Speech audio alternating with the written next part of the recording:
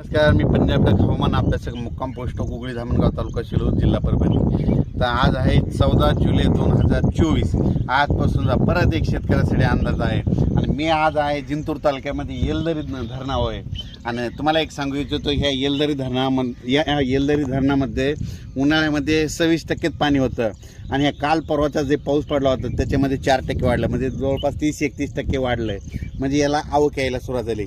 परत शेतकऱ्याला सांगू इच्छितो की आपण मागचा अंदाज दिला होता की राज्यामध्ये जवळपास 14 तारखेला पाऊस सुरू होईल। तर तुम्हाला सांगतो, राज्यात पाऊस सुरू झाला, विदर्भात सुरू झाला आणि राहिलेल्या ठिकाणी राज्यामध्ये पूर्व विदर्भ, पश्चिम विदर्भ, दक्षिण महाराष्ट्र, उत्तर महाराष्ट्र, कोकणपट्टी, मराठवाडा या सगळीकडे या भागामध्ये आज 14 तारखेपासून म्हणजे आजपासून बरंच रात्री पावसाला सुरुवात होणार आहे म्हणून हे अंदाज लक्षात घ्यायचा।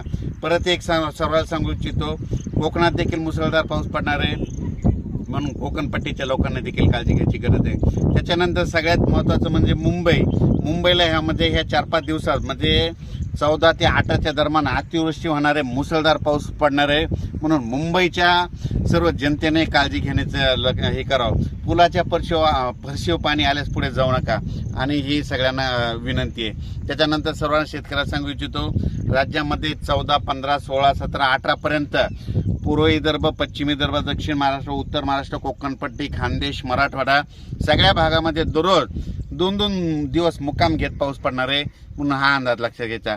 परत पुन्हा आणखीन एक सांगू इच्छितो, त्याच्यानंतर 21 तारखेपासून 21 जुलै ते 26 जुलैच्या दरम्यान परत एक चांगला पाऊस येणार आहे म्हणून हे अंदाज लक्षात घ्यायचा।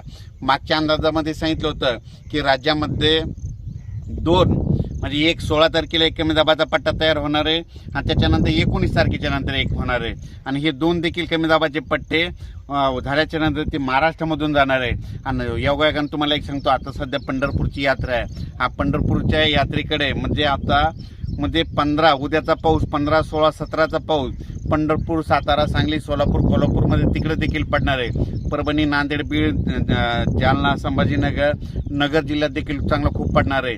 त्याच्यानंतर बीडमध्ये, लातूरमध्ये, तसेच सातारा, सांगली, सोलापूर सगळीकडे।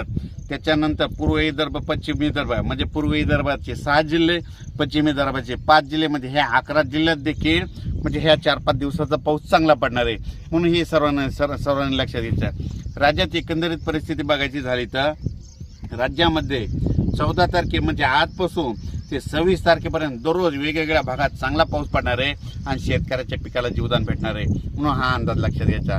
अचानक वातावरणात बदल झाला तर लगेच एक मेसेज दिला जाईल, पण या पावसामध्ये म्हणजे आज 14 जुलै ते 26 जुलैच्या पावसामध्ये जे छोटे छोटे तळे असतील ते भरून जातील, पण मोठे मोठे असे जे धरण असं त्याच्यात 2-3% मात्र पाण्याची आवक येणार आहे म्हणून हा अंदाज लक्षात घ्यायचा। परत सर्व शेतकऱ्याला सांगू इच्छितो की काय होईल, पाऊस पडल्याच्या नंतर वड्या नाल्याला पाणी येईल, पुलावर पाणी येईल आणि आपले शेतकरी काय करतात की ते पूल ओलांडून जातात। माझी विनंती आहे की पुलाच्या फरशीवर पाणी आल्यास पुढे जाऊ नका म्हणून ही सर्वांना कळकळीची विनंती। अचानक वातावरणात बदल झाला लगेच एक मेसेज दिला जाईल। धन्यवाद।